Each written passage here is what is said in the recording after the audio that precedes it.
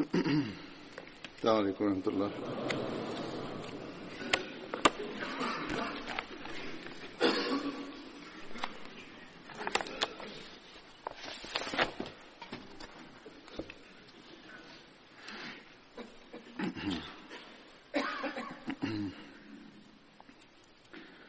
أشهد أن لا إله إلا الله وحده لا شريك له وأشهد أن محمدا عبده ورسوله أما بعد فأعوذ بالله من الشيطان الرجيم بسم الله الرحمن الرحيم الحمد لله رب العالمين الرحمن الرحيم مالك يوم الدين إياك نعبد وإياك نستعين اهدنا الصراط المستقيم صراط الذين أنعمت عليهم غير المغضوب عليهم ولا الضالين.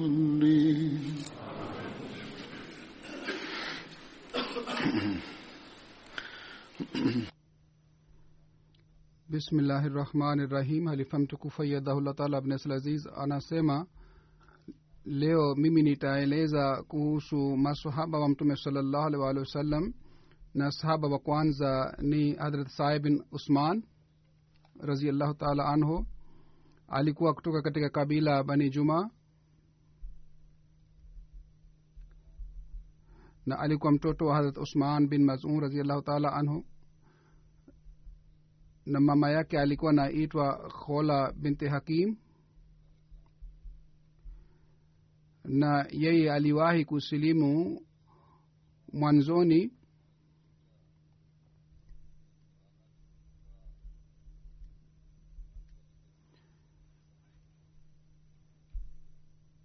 Aliwahi kuhamia Habasha pamoja na baba yake na baba mdogo Kudama.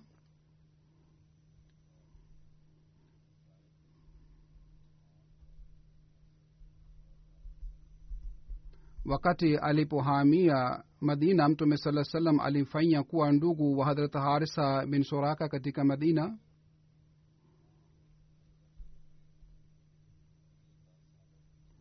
Alikuwa akihesabiwa pamoja na wale maswahaba walikuwa mahiri wa kurusha mikuki na mishale.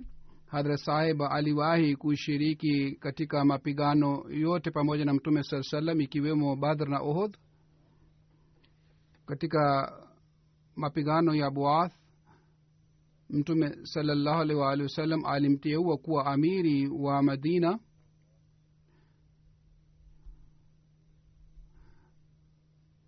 Kuhusu mapigano ya Buath iliyotokea katika Hijria 2, kuhusu mapigano haya Hazrat Mirza Bashir Ahmad Sahib radhiyallahu ta'ala anhu ameandika, katika siku za mwisho za Rabiul Awwal au mwanzoni mwa Rabiul Thani, mtume sallallahu alaihi wasallam alipata habari upande wa Quraysh.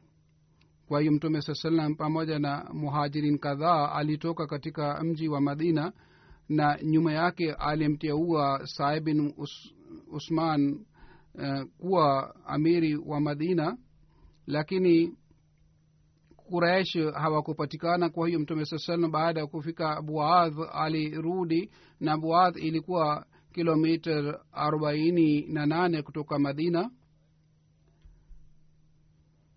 Hazrat Sa'id bin Usman aliwahi kushiriki katika mapigano ya Yamama, na mapigano ya Yamama ilitokea wakati wa uhalifa wa Hazrat Abubakar radhiyallahu ta'ala anhu. Katika mapigano haya Hazrat Sa'ib alipata majeraha kwa sababu ya kupigwa kwa mishale, na kwa sababu ya hii alifariki na wakati alipofariki umri wake ulikuwa miaka 30.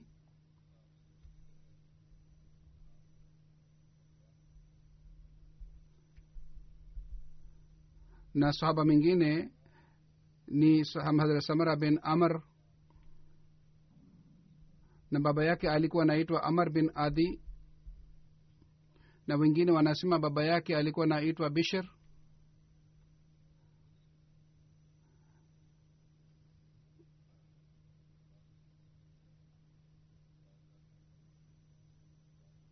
na alikuwa miongoni mwa kabila la Hazrat Saada.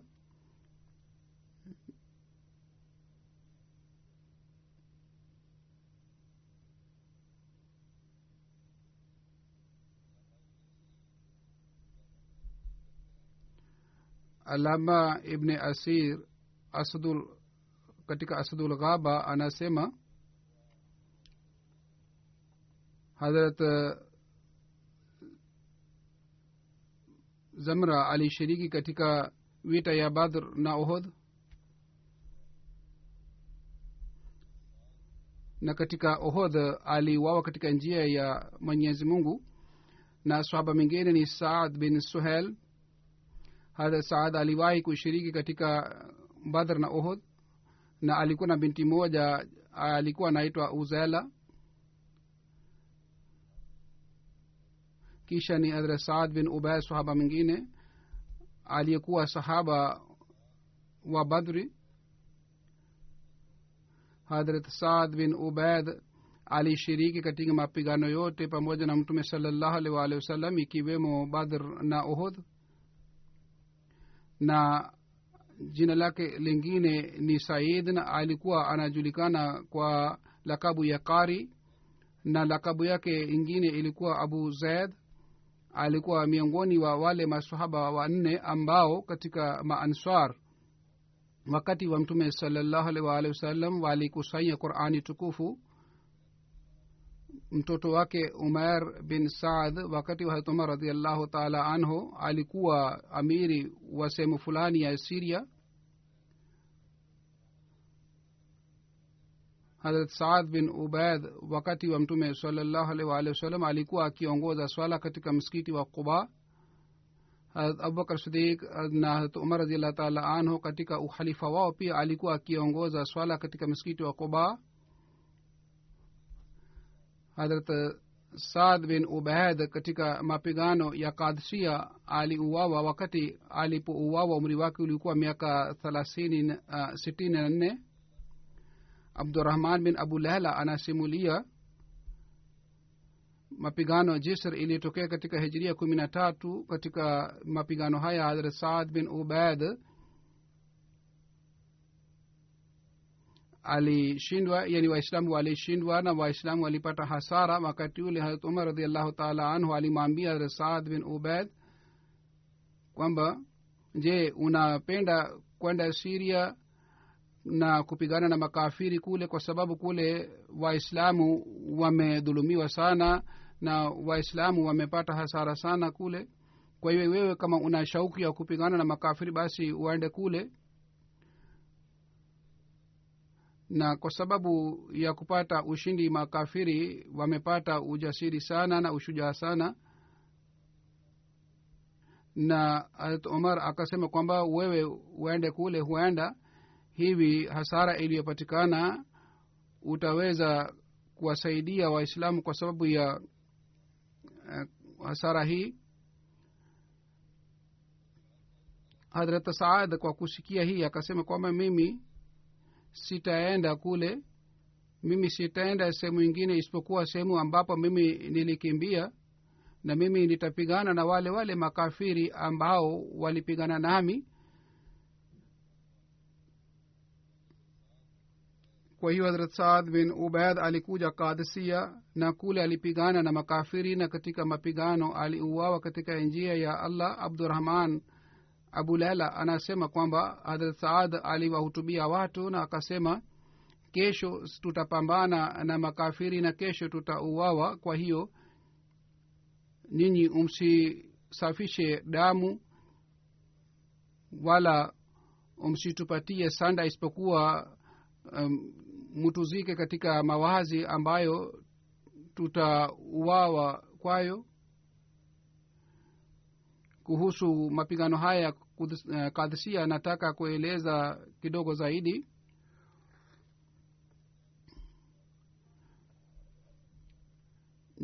Mapigano ya Jasr ilitokea katika Waislamu na watu wa Iran.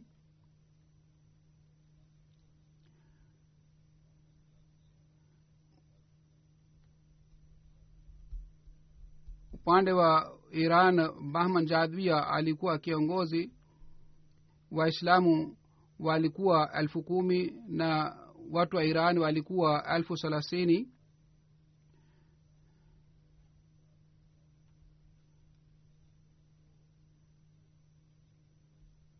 Kwa sababu ya kuwa mto katikati makundi haya yote mawili hayakuweza kupigana kwa muda fulani,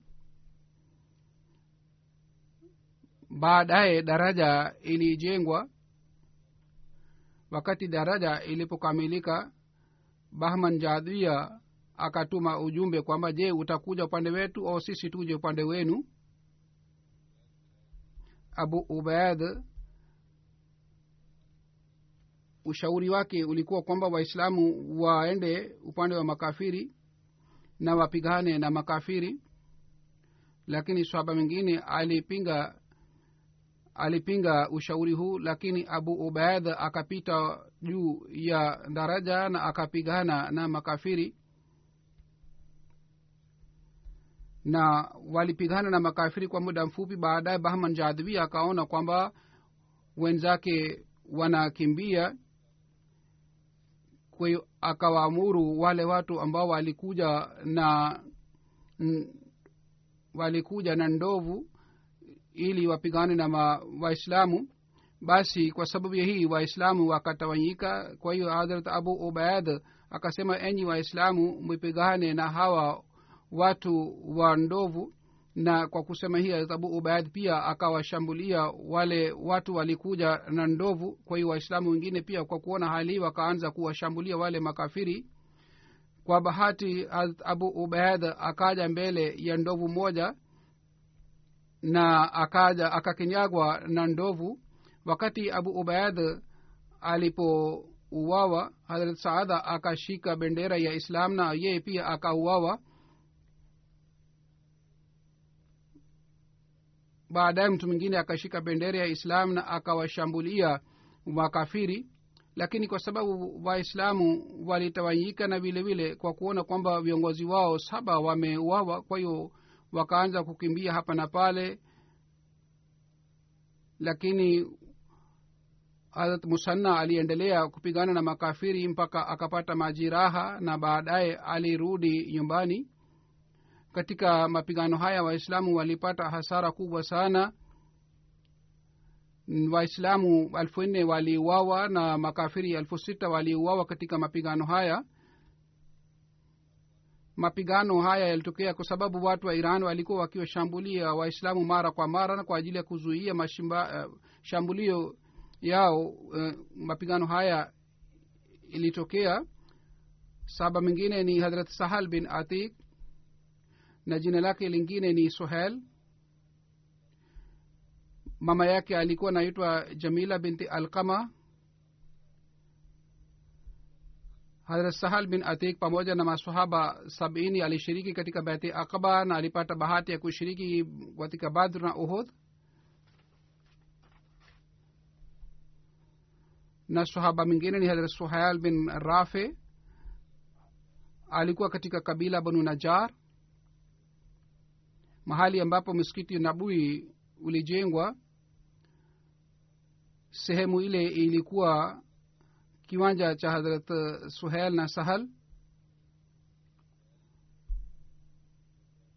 Hazrat Suhail katika Badr, Uhud na vile vile katika mapigano yote alipata bahati ya kushiriki pamoja na Mtume sallallahu alaihi wasallam.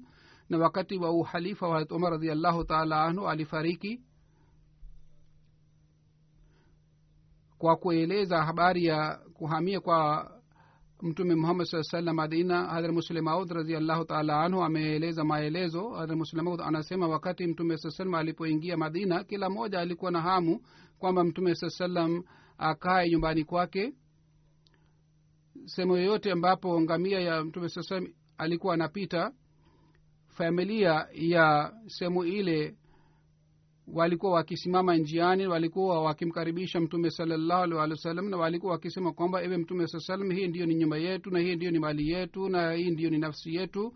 Sisi tupo tayari kujitolea kwa ajili yako ya Rasulullah, uje nyumbani kwetu. Na ewe mtume sallallahu alaihi wasallam, sisi tuna uwezo wa kukulinda, kwa hiyo tafadhali ukae nyumbani kwetu. Wengine walikuwa wakishika kamba ya ngamia ili mtume sallallahu alaihi wasallam akae nyumbani kwao, lakini mtume sallallahu alaihi wasallam alikuwa akimjibu kila mtu kwamba acheni ngamia yangu leo anatembea chini ya amri ya Mwenyezi Mungu. Sehemu yoyote ambapo Mungu akipenda, ngamia yangu atakaa na atasimama sehemu ambapo Mungu atapenda. Kwa hiyo katika kiwanja cha mayatimi, ngamia ya mtume sallallahu alaihi wasallam akasimama. Mtume sallallahu alaihi wasallam akasema kwamba huu ndio ni mpango wa Mwenyezi Mungu, kwa hiyo sisi tutakaa hapa. Kwa hiyo akaulizwa kwamba kiwanja hiki ni cha nani. Wali wa kiwanja kile akaja mbele na akasema kwamba kiwanja hiki ni mayatima wawili, lakini sisi tunatoa kwa ajili yako. Mtume sallallahu alaihi wasallam akasema kwamba sisi hatutachukua kiwanja hiki bila malipo. Kwa hiyo malipo yake yalipigwa. Mtume sallallahu alaihi wasallam akasema msikiti utajengwa hapa, na vile vile nyumba zake pia zitajengwa pale. Hazrat Mirza Bashir Ahmad Sahib radhiyallahu ta'ala anhu katika Sir Khataman Nabiyyin ameeleza maelezo hivi kwamba kazi ya kwanza baada ya kuhamia Madina ilikuwa kazi ya kujenga msikiti. Mahali ambapo ngamia ya mtume sallallahu alaihi wasallam alikaa, sehemu ile ilikuwa kiwanja cha mayatima wawili. Sehemu ile ilikuwa kama ni pori na jangwa. Katika kiwanja kile kulikuwa miti ya mitende, baki sehemu yote ilikuwa kama ni pori. Mtume sallallahu alaihi wasallam akachagua sehemu ile kwa ajili ya kujenga msikiti na kwa ajili ya kujenga nyumba yake. Kwa hiyo sehemu ile ilinunuliwa kwa dinar 10. Kiwanja kile kilirekebishwa na miti ilikatwa. Kwa hiyo ujenzi wa msikiti ulianza. Katika riwaya nyingine imeelezwa kwamba dinar 10 ilitolewa na Hazrat Abubakar radhiyallahu ta'ala anhu. Hazrat Mirza Bashir Ahmad anasema kwamba kiwanja kile kilirekebishwa, miti ilikatwa na ujenzi wa msikiti ulianza. Mtume sallallahu alaihi wasallam mwenyewe alifanya dua, na kwa kufanya dua akaweka jiwe la msingi.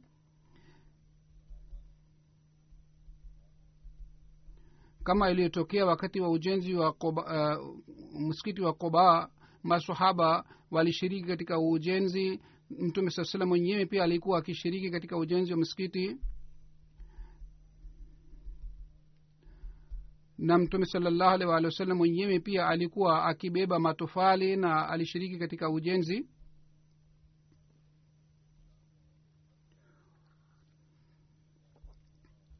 Mtume sallallahu alaihi wasallam wakati alipokuwa anabeba matofali alikuwa anasoma shairi lililoandikwa na Abdullah bin Rawaha, na maswahaba pia walikuwa wakisoma shairi la Abdullah bin Rawaha aliloliandika. Maana yake ni kwamba e Mola wetu, ujira hasa ni ujira wa akhira, basi uwateremshie Ansar na Muhajirin rehema zako. Wakati masahaba walipokuwa wakisoma shairi hili, baadhi wakati mtume sallallahu alaihi wasallam pia alikuwa akisoma shairi hili pamoja na masahaba. Kwa hiyo ujenzi wa msikiti ulikamilika, na msikiti ulijengwa kwa kutumia matofali, na majani ya mtende. vile vile mbao ilitumiwa kama ni nguzo.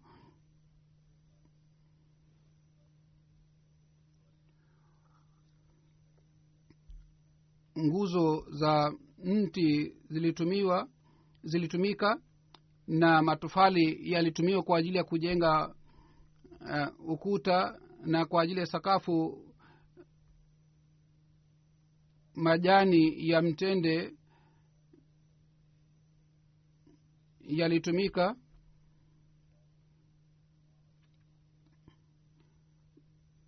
Nguzo zilizowekwa katika nguzo hizi, mtume sallallahu alaihi wa sallam, katika nguzo hizi karibu na nguzo moja mtume sallallahu alaihi wasallam alikuwa akisimama wakati wa kutoa hutuba, na mvua ilipokuwa ikinyesha maji yalikuwa yakiingia misikitini na matope yalikuwa yakipatikana ndani ya misikiti. Kwa hiyo baadaye mawe madogo madogo yaliwekwa kwa ajili ya kujenga sakafu.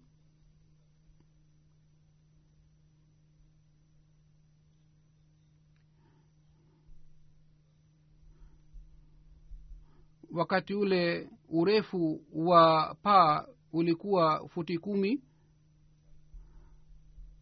na upana wa msikiti ulikuwa futi 105. Urefu wa msikiti ulikuwa 105 na upana wake ilikuwa futi 90. Takriban watu 1,500 au 1,600 waliweza kusali swala ndani msikiti huu. Karibu na msikiti chumba kimoja kilijengwa, kilikuwa kinaitwa sufa. Chumba hiki kilikuwa kwa ajili ya wale maswahaba ambao walikuwa maskini, walikuwa hawana familia, walikuwa wakiishi katika chumba hiki. Maswahaba hawa kazi yao ilikuwa kukaa pamoja na mtume sallallahu alaihi wasallam na kufanya ibada na kusoma Qur'ani tukufu. Hawa walikuwa hawana kibarua wala kazi. Mtume sallallahu alaihi wasallam mwenyewe alikuwa akiwalisha. Wakati mtume sallallahu alipokuwa akipokea zawadi au alipokuwa akipata chakula kwa nyumbani, alikuwa akiwapatia hawa watu walikuwa wakiishi katika chumba hiki cha sufa. Hata baadhi wakati mtume sallallahu mwenyewe alikuwa akilala na njaa, lakini chakula chake alikuwa akiwapatia hawa ashabu sufa. Maansar pia walikuwa wakiwapatia karamu hawa maswahaba, na walikuwa wakileta tende kwa ajili ya hawa maswahaba. Lakini licha ya kuwa na hali yote walikuwa wakipata njaa sana. Hata baadhi wakati walikuwa hawapati chakula kwa muda mrefu, na hali hii endelea kwa miaka na miaka mpaka walipata kibarua katika Madina kwa sababu ya kuwa watu wengi sana, na vile vile wakaanza kupata msaada kutoka katika Baitul Mal. Karibu na msikiti ule nyumba ilijengwa kwa ajili ya mtume sallallahu alaihi wasallam. Nyumba ilikuwa chumba kimoja tu ya futi 15 tu, na mlango moja uliwekwa. Mtume sallam katika mlango ule alikuwa akija msikitini kwa ajili ya kusali swala. Baadaye mtume sallam alipooa wake wengine, basi vyumba vingine pia vilijengwa karibu na msikiti. Hivyo ndiyo maswahaba wengine pia walijenga nyumba karibu na msikiti ule. Huu ulikuwa msikiti wa nabii mtume sallallahu alaihi wasallam uliojengwa katika Madina. Na wakati ule kulikuwa hakuna ofisi ambapo mambo ya ofisi yangefanywa. Kwa hiyo kazi za ofisi zote zilikuwa zikifanywa katika msikiti huu. Kazi zote za Islam zilikuwa zikifanywa katika msikiti huu, na mtume sallallahu alaihi wasallam pia alikuwa akifanya vikao mbalimbali, na alikuwa akichukua ushauri kutoka kwa maswahaba, na alikuwa akitoa uamuzi. Na msikiti ule ulikuwa sehemu kwa ajili ya kukaa wageni waliokuwa wakija, na shughuli zote za Waislamu zilikuwa zikifanywa katika msikiti huu.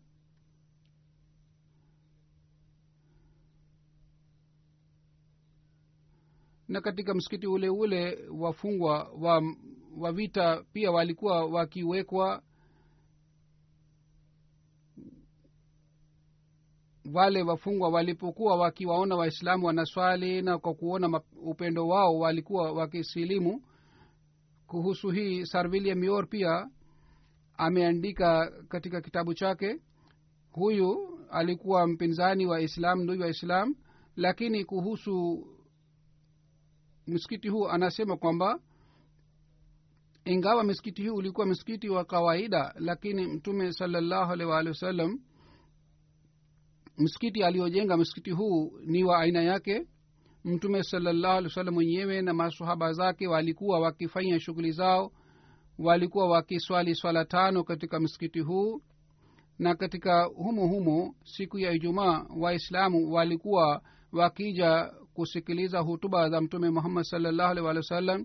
Na katika msikiti ule ule mtume sallallahu alaihi wasallam alikuwa akichukua ushauri kutoka kwa maswahaba zake. Katika msikiti huu makabila mbalimbali walikuwa wakija, na katika msikiti huu mtume sasema alikuwa akitoa amri, na kwa sababu ya amri hizi hata wafalme walikuwa wakiogopa. Kisha karibu na msikiti huu mtume sasema alikuwa akiishi pamoja na mke wake Aisha, na katika chumba kile alifariki. Vyumba vilijengwa katika miezi 7. Mtume sallallahu alaihi wasallam alikaa katika chumba kimoja pamoja na mke wake aitwa Hazrat Sauda. Masahaba pia walinunua viwanja karibu na msikiti huu na wakajenga nyumba zao, na wengine walikosa kiwanja wakajenga nyumba mbali na msikiti. Kwa yoyote Hazrat Suhail na ndugu yake walikuwa wenye bahati nzuri ambao walipata nafasi hii ya kutoa kiwanja chao kwa ajili ya kujenga msikiti huu wa mtume sallallahu alaihi wasallam. Na sahaba mwingine ni Hazrat Saad bin Khasama, alikuwa katika kabila Aus na mama yake alikuwa Hind binti Aus. Abu Ziya, Nu'man bin Sabit walikuwa ndugu upande wa mama. Lakabu yake ilikuwa Abu Khasma na Abu Abdullah pia.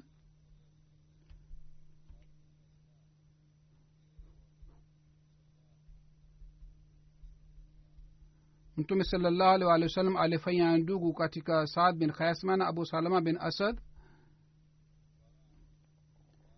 Hadrat Saad alikuwa miongoni wa wale walinzi 12 ambao wakati wa Baite Akba Sania aliwateua kuwa viongozi wa Madina.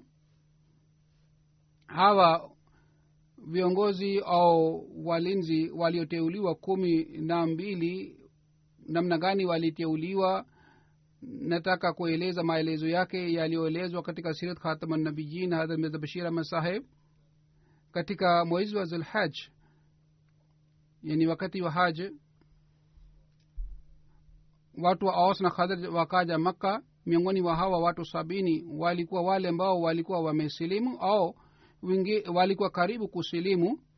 Mtume sallallahu alaihi wasallam walikuja kukutana na mtume sallallahu alaihi wasallam Makka. Musa bin Umair pia alikuwa mmoja wao. Mama wa Musab alikuwa hai bado, ingawa alikuwa mushrika, lakini alikuwa akimpenda mtume sallallahu alaihi wasallam.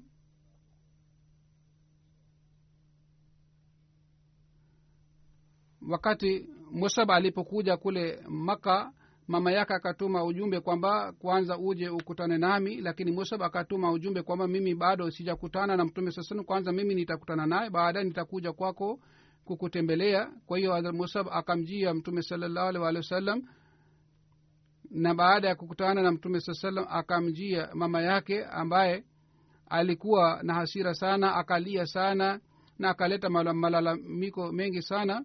Lakini Hazrat Musab akasema, ewe mama, nakwambia jambo nzuri sana na vile vile nakwambia kitu ambacho ni kizuri sana. Mama akasema kwamba ni nini unachotaka kuniambia? Basi Musab akasema kwamba wewe uache kuabudu masanamu na uwe Muislamu na umamini mtume sallallahu alaihi wasallam. mama yake alikuwa mushrika, akaanza kupiga kilele na akasema, mimi naapa kwa kiapo cha nyota, mimi sitakubali dini yako. Na akawaambia watu wake kwamba wamkamate Musab, lakini Hazrat Musab akakimbia. Hazrat Mtume sasem alipata habari kutoka kwa Musab kwamba maansar kadhaa wanakuja Maka, na wengine waliwahi kukutana na Mtume sallallahu alaihi wasallam, lakini sasa hivi ilitakiwa hawa wote wakutane na Mtume Muhammad sallallahu alaihi wasallam peke yao. Kwa hiyo tarehe moja ilipangwa katika Zulhaj. Hawa watu wote walikuja kutoka Madina, walikutana na Mtume Muhammad sallallahu alaihi wasallam katika bonde fulani ili waweze kuzungumza na Mtume sallallahu alaihi wasallam. Mtume sallallahu alaihi wasallam aliwasihi wa Ansar kwamba msije pamoja, bali mje moja moja, ili makafiri wasiweze kugundua kwamba mnakuja kukutana nami.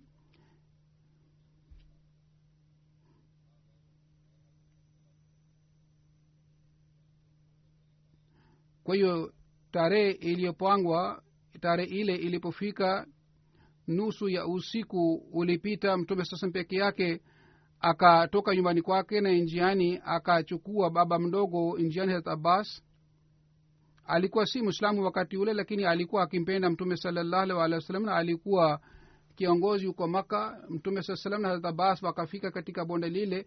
Baada ya muda mfupi Mansar pia wakaanza kuja kule, na hawa wote walikuwa katika kabila la Aus na Khazraj. Kwanza Hazrat Abbas akaanza kuzungumza na akasema,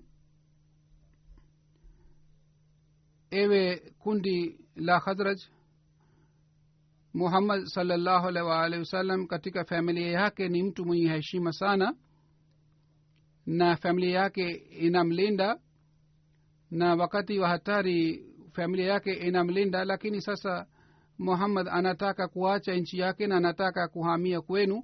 Ikiwa nyinyi mnakuwa na hamu ya kumchukua yeye pamoja nanyi, basi mnalazimika kumlinda Muhammad sallallahu alaihi wasallam, na mnalazimika kusimama dhidi ya waadui kumlinda yeye. Ikiwa mko tayari kwa ajili hii, basi ni sawa, mnaweza kumchukua. Pengine mniambie kwamba hamwezi kufanya hivi.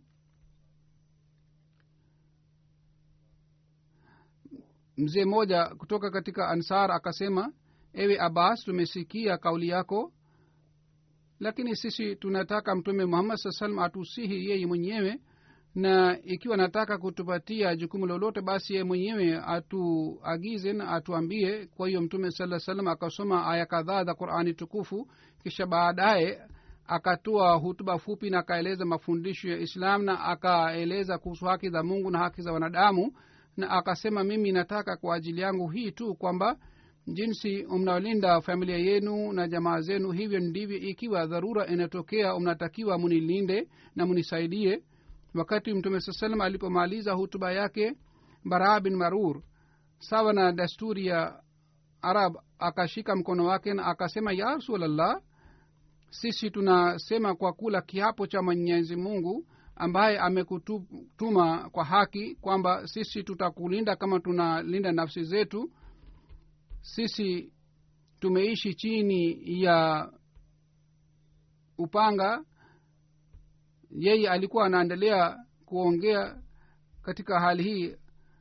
Abul Hasam ambaye alikuwa amekaa pale, yeye akaingilia na akasema, ya Rasulullah, sisi tumejenga mahusiano na Mayahudi wa Yasrib, tukikusaidia basi tutavunja mahusiano haya. Isije katokea wakati Mungu atakapopatia ushindi na utatuacha na utakuja katika nchi yako, basi katika hali sisi hatutakuwa ni mtu yeyote wa kutusaidia. Mtume sallallahu alaihi wasallam akasema kwa kufanya tabasamu kwamba mimi sitafanya hivi. Damu yenu itakuwa damu yangu, marafiki zenu watakuwa marafiki zangu, na maadui wenu watakuwa maadui wangu. Kwa kusikia hii, Hazrat Abu Ubada Ansari akasema, je, nyinyi mnaelewa ahadi mnafanya maana yake ni nini? Maana yake ni hii kwamba nyinyi mnalazimika kusimama dhidi ya kila mtu, yani kila mtu ambaye atampinga mtume saa salam mnalazimika kupambana naye, na vile vile mnatakiwa muwe tayari kujitolea kila wakati. Watu watakasema ndio, sisi tunajua hii ndio ni ahadi. Na akasema ya Rasulullah, tukifanya hivi sisi tutapata ujira gani? yaani watu wakasema sisi tutafanya yote unayosema, lakini sisi tutapata nini ujira kwa sababu ya hii? Mtume sasa akasema mtapata pepo wa Mwenyezi Mungu, na neema hii ni kubwa zaidi kuliko neema zote. Wote wakasema kwamba sisi tunakubali yote unayosema ya Rasulullah, ulete mkono wako sisi tufanye bayat. Kwa hiyo Mtume sallallahu alaihi wasallam akawapatia mkono wao, na hawa watu 70 wakafanya bayat, na bayat hii inaitwa bayat akbasania. Wakati wale wote walipofanya bayat, Mtume sallallahu alaihi wasallam akawaambia, Musa alayhi salam alichagua walinzi 12 walikuwa wakimlinda Musa alayhi salam. Mimi pia nataka kuteua walinzi 12 watakaokuwa walinzi wenu, na wao watakuwa kama ni hawari yangu, na watajibu kwa niaba yangu. Basi munipatie majina, mupendekeze majina 12. Kwa hiyo majina 12 yalipendekezwa. Mtume sasema alikubali majina haya yote, na aliwateua hawa 12 kuwa viongozi wa kabila mbalimbali, na akawapatia nasaha. Na katika juu ya kabila lingine Mtume sasema aliteua viongozi 2. Asad bin Zurara alikuwa miongoni hawa walioteuliwa. Saad bin Ubada, Mara bin Murur, Abdullah bin Rawaha, Ubada bin Samit, Saad bin Rabi, Rafi bin Malik, Abdullah bin Amr na Saad bin Khasma pia alikuwa miongoni wa hawa 12 walioteuliwa kuwa viongozi.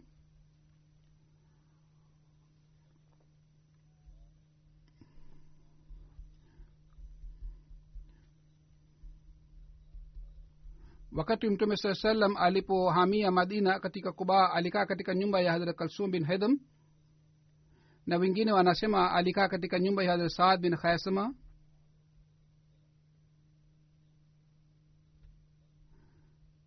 Wengine wanasema alikaa katika nyumba ya Hazrat Kulsum bin Hidam, lakini wakati alipokuwa akitoka katika nyumba ya Kulsum bin Hidam alikuwa akienda katika nyumba ya Hazrat Saad bin Khasma. Baada ya bait akba ula na sania, wakati alipomtuma Hazrat Musa bin Umair Madina kwa ajili ya malezi, baada muda mfupi Hazrat Musa akaomba ruhusa ya kuongoza swala ya Ijumaa katika Madina. Mtume sasa akamruhusu na akampatia nasaha kuhusu swala ya Ijumaa. Ijumaa ya kwanza iliyoswaliwa katika Madina, nyumba ile iliswaliwa katika nyumba ya Saad bin Khasma. Hazrat Saad bin Khasma alikuwa na kisima chake katika Quba. Mtume sallallahu alikuwa akinywa maji katika kisima hiki. Kuhusu kisima hiki Mtume sallallahu alisema kwamba kisima hiki ni katika chemchem cha pepo na maji yake ni tamu sana. Baada ya kufariki kwa Mtume sallallahu alaihi wasallam, maiti yake alioshwa katika maji ya kisima hiki. Hazrat Ali anasema Mtume sallallahu alaihi wasallam alisema, nitakapofariki basi muoshe maiti yangu katika maji ya kisima hiki. Abu Jafar Muhammad bin Ali anasema Mtume sallallahu alaihi wasallam maisha yake alioshwa mara 3 katika majani ya mkunazi, na kwa kutumia maji maiti ya Mtume sallallahu alaihi wasallam yalioshwa. Hazrat Fadhl Hazrat Abbas alikuwa miongoni wa wale waliomosha maiti ya Mtume sallallahu alaihi wasallam. Hazrat Usama, Hazrat Shukran na Aus bin Khawali pia walikuwepo. Wengine walikuwepo pamoja na wale waliomosha maiti ya Mtume sallallahu alaihi wasallam.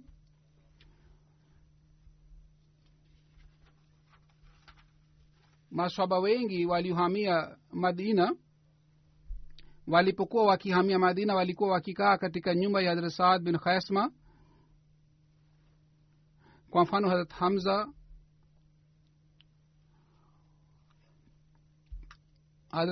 Hazrat Zaid bin Harsa, Hazrat Abu Qabsha, maula rasulullah sallallahu alaihi wasallam. Hazrat abdullah bin masud wakati hawa wote walipohamia madina, hawa wote walikaa katika nyumba ya hazrat saad bin khaisama. suleiman bin amman anasimulia wakati mtume saa salam alipotoka kwa ajili ya batri, hazrat saad na baba yake wakasema wanataka kwenda pamoja na mtume sallallahu alaihi wasallam. mtume saa salam aliambiwa kwamba hazrat saad na baba yake wote wanatoka nyumbani kwake kwa ajili ya kwenda. mtume saa salam akasema mmoja wao anaweza kwenda, kwa hiyo wanatakiwa wapige kura.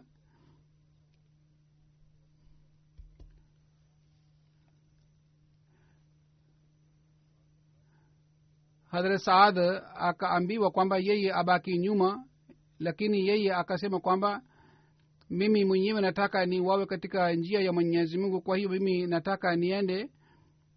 kwa hiyo akapiga kura, kwa hiyo jina la hazrat saad likatoka. kwa hiyo hazrat saad akatoka pamoja na mtume muhammad saa salam kwa ajili ya badr, na katika mapigano ya badr aliuawa. tuaima bin adi ni mtu ambaye aliyemuua.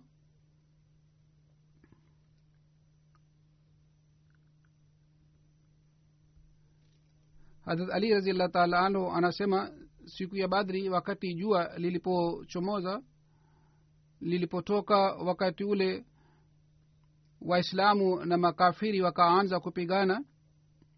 mimi nikaanza kumfuata mtu mmoja, basi nakuta yeye nakuta kwamba hazrat saad bin khaisma anapigana na mkafiri moja. yule mkafiri akaamua hazrat saad bin khaisma. yule mdui alikuwa juu ya farasi, yeye alinitambua lakini mimi sikuweza kumtambua. yeye akaniita kwamba mimi nipigana naye. nilipoenda kupigana naye, yeye alipokuwa karibu kunishambulia, mimi nikarudi nyuma kidogo ili yeye aje karibu nami zaidi.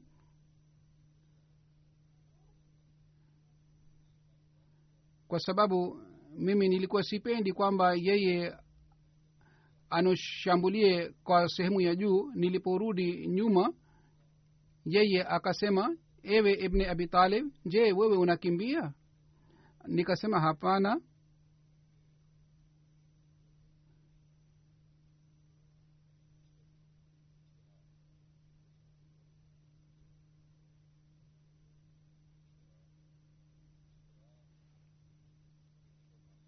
yaani hii haiwezekani kwamba mtoto wa ishtaraa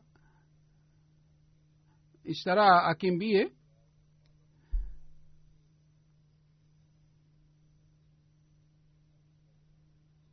ishtaraa alikuwa mjambazi moja, alikuwa akishambulia, yeye alikuwa akikimbia na baadaye tena alikuwa akija na kuwashambulia watu. kwa hiyo hii ilikuwa inatumiwa jina hili ishtaraa. maana yake ni kwamba mtu ashambulie vizuri. kwa hiyo atali anasema mimi niliporudi nyuma, yule akaja karibu nami akanishambulia kwa kutumia upanga wake. mimi pia nikamshambulia, nikamshambulia na upanga wangu. nilikuwa karibu kumshambulia mara ya pili, lakini upande wa nyuma yangu ni mimi nikahisi kwamba kuna upanga mwingine. kwa hiyo mimi nikakaa chini kidogo. upanga ule ambao ulikuwa nyuma yangu, upanga ule ulitumiwa na Hazrat Hamza, na kwa sababu ya upanga wa Hazrat Hamza yule mdui akauawa.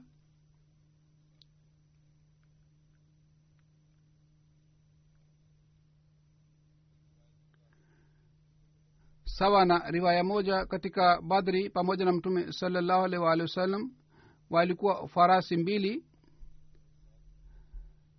juu ya farasi moja alikuwa Musa bin Umair, na katika farasi nyingine alikuwa Hadrat Saad bin Khaisama.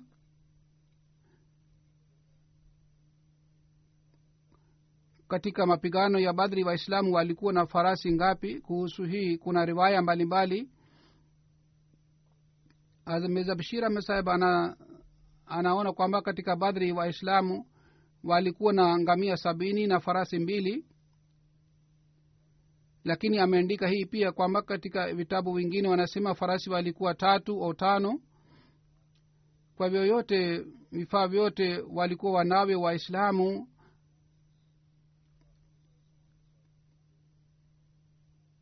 Vifaa hivi vilikuwa vidogo sana dhidi ya makafiri, na idadi ya farasi na idadi ya ngamia pia ilikuwa ndogo kuliko idadi walikuwa wanayo makafiri.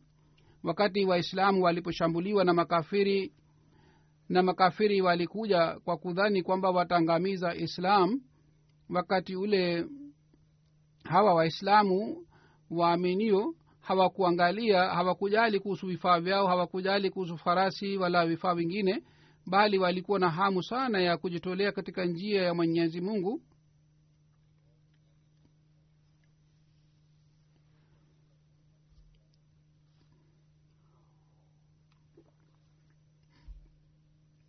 Ndio maana Hazrat Saad pia alimwambia baba yake kwamba mimi siwezi kukutanguliza kwa sababu mimi nataka niuawe katika njia ya Mwenyezi Mungu. Kwa hiyo Mwenyezi Mungu aliwapatia maswahaba hawa ushindi. Mwenyezi Mungu aendelee kupandisha madaraja hawa maswahaba wote, amin.